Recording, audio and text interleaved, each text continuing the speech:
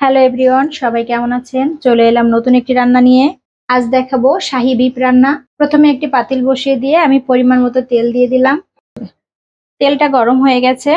এখন আমি দিয়ে দিচ্ছি হাফ কাপ কুচানো পেঁয়াজ, সাথে দিয়ে দিচ্ছি গোটা গরম মশলা। এখন এই সবকিছু আমি একসঙ্গে ভালো করে নেড়ে চেড়ে একটু হালকা বাদামি করে পেঁয়াজগুলো ভেজে নিব। পেঁয়াজটা হালকা বাদামি হয়ে এসেছে। এখন আমি বাটা মশলাগুলো অ্যাড করে দিব। দিয়ে দিচ্ছি পেঁয়াজ বাটা 3 টেবিল চামচ, আর দিয়ে দিচ্ছি আদা রসুন বাটা 2 টেবিল চামচ। এখন এই সবকিছু আমি খুব ভালো করে ভেজে নিব। মশলাগুলো আমি ভালোভাবে ভেজে নিয়েছি। এখন আমি দিয়ে দিচ্ছি কাজু বাদাম বাটা 2 চা চামচ দিয়ে দিচ্ছি।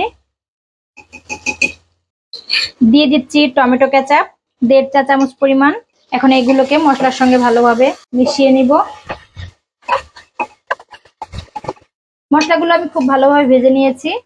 এখন আমি দিয়ে দিচ্ছি গুঁড়া মশলাগুলো। লবণ দিয়ে দিচ্ছি আমি 1 চা চামচ, জিরা গুঁড়া দিয়ে দিচ্ছি 1 চা চামচ, গরম মশলা দিয়ে দিচ্ছি হাফ চা চামচ, মরিচের গুঁড়া দিয়ে দিচ্ছি হাফ চা চামচ। যে যেমন ঝাল খেতে পছন্দ করেন সে তেমন দিয়ে নেবেন। আর দিয়ে দিচ্ছি হাফ চা চামচ হলুদ গুঁড়া। এখন এই সব মশলাকে আমি মিশিয়ে নিচ্ছি। গুঁড়া মশলা অ্যাড করেছি তাই সামান্য একটু পানি দিয়ে দিচ্ছি আমি, যেন গুঁড়া মশলাগুলো পুড়ে না যায়, সেই জন্য গুঁড়া মশলা দেওয়ার সঙ্গে সঙ্গে একটু পানি অ্যাড করতে হয়। এখন এই মশলাগুলোকে আমি খুব ভালোভাবে একটু কষিয়ে নিব।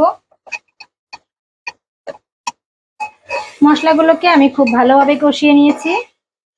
দেখুন তেলটা উপরে উঠে এসেছে আর মশলাটাও খুব ভালোভাবে কষানো হয়ে গেছে। আমি 5-7 মিনিট ধরে মশলাটা কষিয়ে নিলাম। এখন আমি মাংসগুলো দিয়ে দিব। আমি এখানে 1 কেজি মাংস নিয়েছি, হাড় এবং চর্বি সহ আমি দিয়ে দিচ্ছি। খুব ভালোভাবে আমি ধুয়ে পানি ঝরিয়ে রেখেছিলাম, দিয়ে দিচ্ছি। মশলার সঙ্গে মাংসগুলোকে মিশিয়ে নিচ্ছি। খুব ভালোভাবে নেড়ে চেড়ে মশলার সঙ্গে মাংসগুলোকে মিশিয়ে নিতে হবে।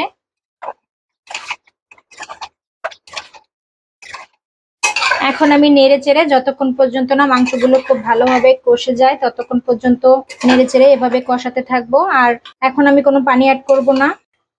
দেখুন মাংস থেকে কতটা পানি ছেড়ে দিয়েছে আর আমি কয়েকবার নেড়ে চেড়ে দিয়েছি। এই পানিটুকুর মধ্যে মাংসটা খুব ভালোভাবে আমার কষানো হয়ে যাবে। আমি 10 মিনিটের মতো রান্না করেছি, এখন আমার আরো 10 মিনিটের মতো সময় লাগবে। এই পানিটা শুকিয়ে এসে ভালোভাবে কষানো পর্যন্ত আমি এই ঝোলটা দিয়ে রান্না করব। মাংসগুলোকে খুব ভালোভাবে কষানো হয়ে গেছে।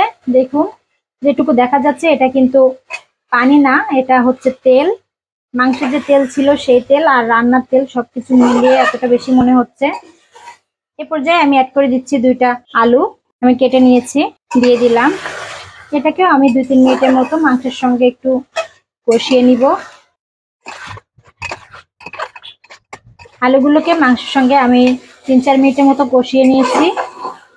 আমি 1 কাপ পরিমাণ পানি দিয়ে দিচ্ছি। যে যেমন ঝোল খেতে পছন্দ করেন বা ভুনা খেতে পছন্দ করেন সেই অনুযায়ী পানি দিয়ে নেবেন। এখন আমি খুব ভালোভাবে নেড়ে চেড়ে মিশিয়ে দিচ্ছি সবকিছু। আর এ পর্যায়ে আমি দমে দিয়ে রান্না করব, মিডিয়াম টু লো আঁচে রান্না করব 25 থেকে 30 মিনিট। তারপরে আমি ফিরে আসছি।